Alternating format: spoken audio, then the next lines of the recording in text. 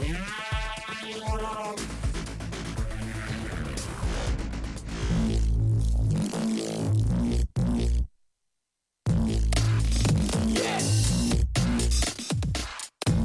to the HohO Show. Rated the #1 most listened to podcast on Pluto. So join us now as we discuss news, politics, current events, and so much more. So clear the airwaves and strap in as we defend the Constitution, because freedom matters.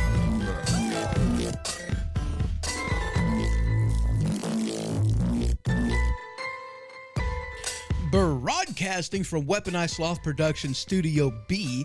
Welcome to the HohO Show, and as always, I'm your host, HohO. So how y'all's doing? I hope you're doing good. I really do. There's a couple episodes that I want to do regarding some comments that I've received over the past week to whatever. I'm not even sure how long. I want to offer a little bit of clarity on what, where I stand on some of these things, and, just to provide a little bit more clarity. Okay, that sounded stupid even to me. And if you have any questions, comments, concerns, you can definitely feel free to head on over to Spreaker, find my show page over there, and put those into the comment section in Spreaker. You can definitely head on over to thehohoshow.com and put your comments in there. There is a section where you can do that. Or, of course, you can always email me, hoho@thehohoshow.com. And I definitely look forward to your comments. I look forward to your emails. And I do appreciate every comment and email that I receive. I really do. I pay attention. I do. So without any further ado, the first one that I'm wanting to talk about is religion. The First Amendment actually, with what it says regarding religion. Not normally, just like Ghostbusters, I don't like to cross streams. I really don't. In the HohO Show, this is where I talk about news, politics, current events, and issues. And over on Religion HoHo's Way, that's where I talk about religion and spirituality. I don't generally cross the streams.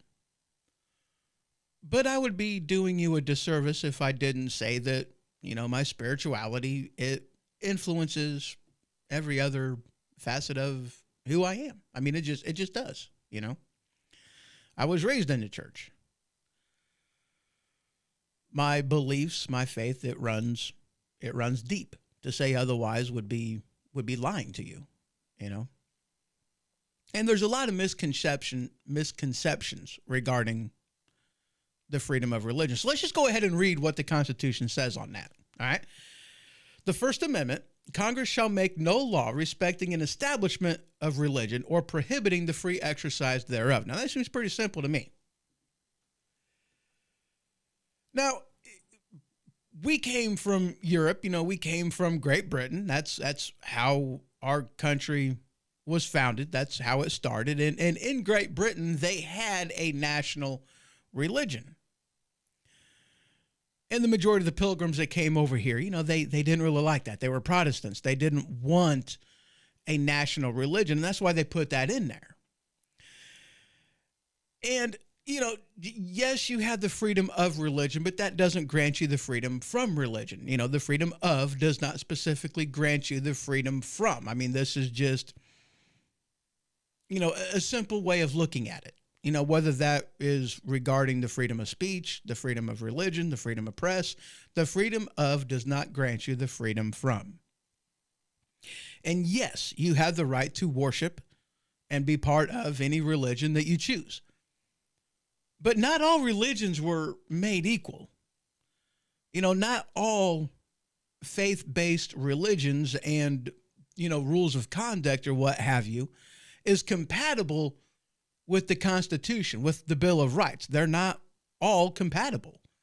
In fact, Sharia law goes about to restrict people's rights, and that of which case is not compatible. There are some religions out there, Satan worshipers who believe in human sacrifices. I know that's a very ridiculous, extreme example, but I mean, because it seems so obvious, right? I mean, murder is wrong and therefore you can't do human sacrifices. So, I mean, yeah, not all religions are equal. And as long as you exercising your religion doesn't infringe upon somebody else's religion, then you're free to worship and practice your religion however you see fit. Now, one of the biggest misconceptions that I hear talked about is separation of church and state. Now, that doesn't exist anywhere in the Constitution, the Bill of Rights. It doesn't exist in, the any of the amendments, the Declaration of Independence. It's just not in there. So where did that come from? Well, it's the philosophy, like what I had already said earlier, the whole, no established religion. That's what it's talking about there, that it does not want the church, not the people of any specific religion, but the church to have a heavy influence in government. That's not to say that a person whom, is a man of faith, who believes in, or belongs to a certain religion, can't be in government and operate in accordance with their, religious beliefs, but no established religion. That's the separation of church and state. That's what he was referring to. And I believe that was also something that was stated by John Adams.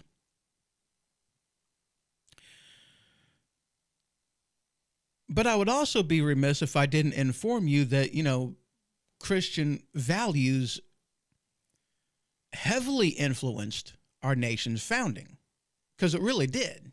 John Adams wrote that, let me get to it, because it's right here. It's right here. There it is. John Adams, our Constitution was made for a moral and religious people. It is wholly inadequate to the government of any other. See, our founding fathers believed in a small federal government. It's only meant to do and designed to do a handful of different things, and that's pretty much it. To squash rebellion, to settle disputes between the states, to represent the nation in its entirety on the world stage. That's pretty much it. Whenever it comes to governing of the interior, that was meant to be done by the individual states, not by the federal government. They believed in a limited government on the federal level. That's what they believed in.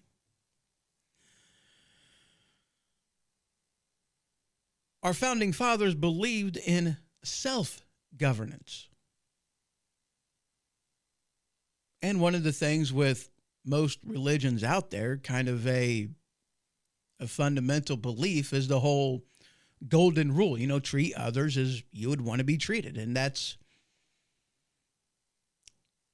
definitely an aspect of religion that meant something to our founding fathers. But, but again, to believe that even the atheist, because I think John Adams was a self-proclaimed atheist. I could be wrong on that, but I'm pretty sure he was. But he even believed in the value of, the teachings within the Bible. I mean, you take God out of it, it's a really good book on morals and values and whatnot, and people can benefit from it. I don't want to discredit that, because it can. I mean, it is, again, the Bible did heavily influence our founding. There's a lot of things. I mean, people forget some of this kind of stuff. I mean, one of the very first acts that George Washington had as president, the first president of the United States of America, was to distribute the Holy Bible to students throughout the country at the time. And Congress paid for this. This is right after the Constitution was written, right after the Bill of Rights was written, right after the First Amendment was written, and this still was one of the first acts of Congress and the President of the United States of America to distribute Bibles. Why? Because they seen the value in biblical teachings. Take God out of the picture, that's fine. They seen the value in it.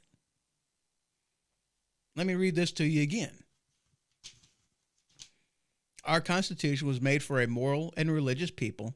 It is wholly inadequate to the government of any other.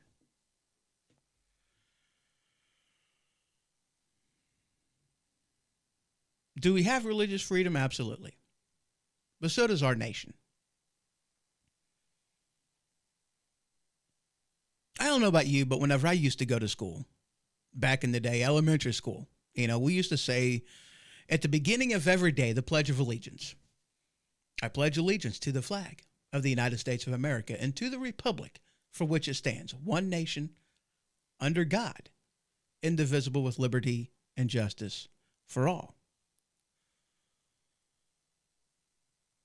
We hold these truths to be self-evident, that all men are created equal, endowed by their Creator with certain unalienable rights, that among these are life, liberty, and the pursuit of happiness. We have in God we trust enshrined on our currency. Yeah, our nation has its own religion. That's not to say that you don't have the right to practice whatever religion you have, because of course you do. We still have the freedom of religion, and the government has no place to restrict the free exercise of your religion, as long as exercising your religion does not infringe upon the freedoms of others. Then you're gold, pony boy. Now, this is a short and sweet episode. You know, that's really all I have to say on the topic. I mean, that's pretty much it. Yeah, we have the freedom of. But yeah, we were also founded upon Judeo-Christian beliefs. We were. A lot of our founding documents are rooted in that. It really is. You know, that's not to discredit anybody else's beliefs. And, you know, regardless of what some people may think, I will stand by anybody whom is fighting for freedom, no matter what that freedom is. And even the freedom to be, you know, to disagree with me, even the freedom to have a belief that I don't have, as long as your freedoms are not trying to infringe upon mine, then we're gold. I'll help you out. I will stand by you. I will stand with you. I will stand behind you. I will stand in front of you. It doesn't matter. Freedom. It's what I believe. Absolutely. So thank you very much for stopping by. I really do. I know it's a short episode.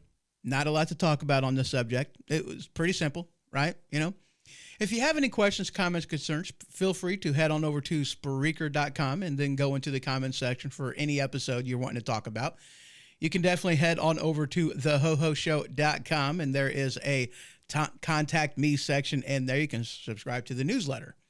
And of course, you can always email me, HoHo@HoHoShow.com. So that's all I got for y'all today. That is it. That's the episode. We have some more things to talk about, and we'll get into it next. So y'all just have yourself a good one. See you next time.